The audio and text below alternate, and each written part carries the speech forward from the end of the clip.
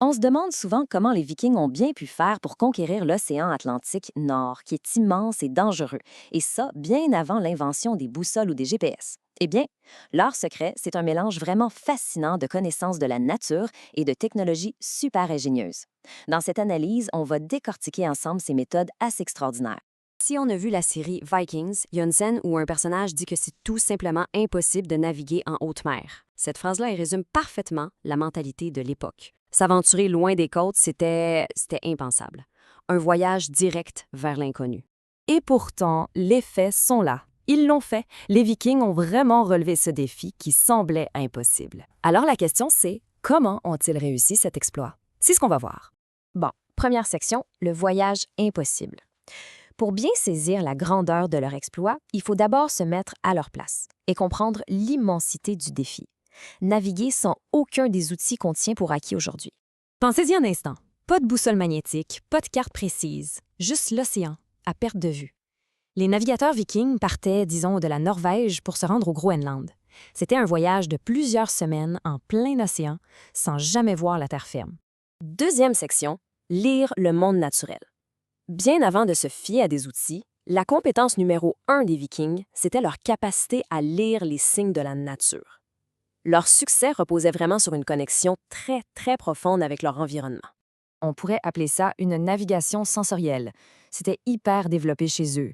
Ils ne faisaient pas que regarder l'océan, ils le lisaient littéralement. Par exemple, ils suivaient les routes de migration des baleines, ils savaient interpréter la direction du vol des oiseaux, ils construisaient même des repères en pierre sur la côte, des vardars. Ils pouvaient sentir la terre avant même de la voir, en reconnaissant la forme des nuages au-dessus, en sentant l'odeur de feu de camp, ou même en goûtant l'eau pour détecter la présence d'eau douce près d'une côte.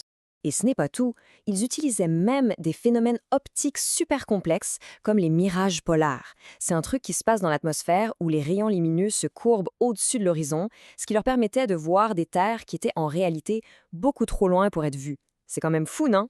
Troisième section, la boîte à outils viking. Mais bon, pour traverser un océan au complet, juste observer la nature, même si on est très bon, ça ne suffisait pas. Les Vikings avaient aussi besoin de technologie. Et leur boîte à outils était franchement ingénieuse. Faut comprendre que ces outils, c'était ni plus ni moins que les GPS et les téléphones intelligents de leur époque.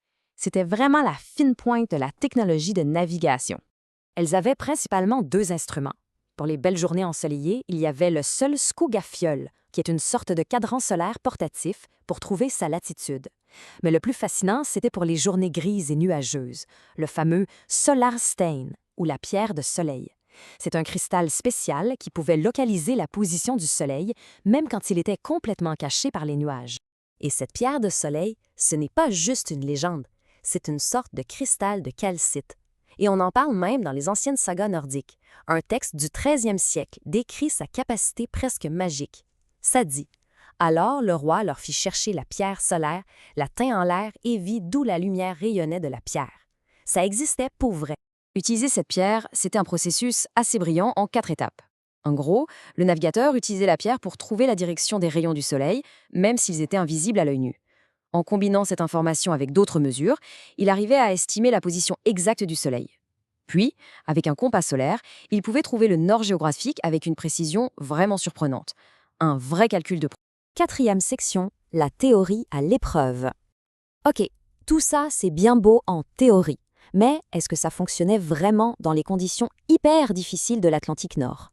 Eh bien, pour en avoir le cœur net, la science moderne a décidé de tester ces vieilles méthodes.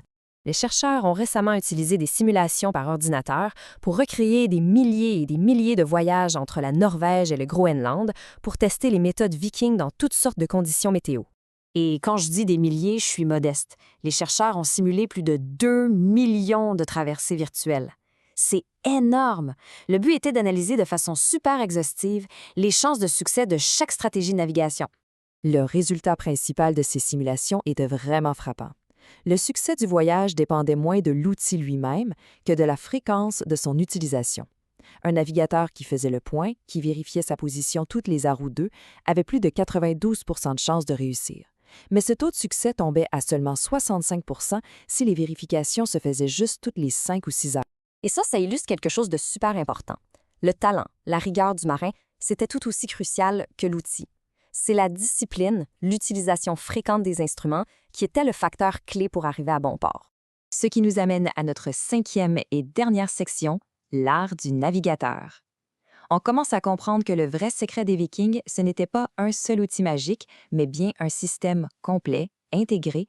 Leur succès, c'était une véritable forme d'art. C'était un mélange d'observations hyper aiguisées de l'environnement, d'outils ingénieux et d'une pratique rigoureuse, disciplinée et constante.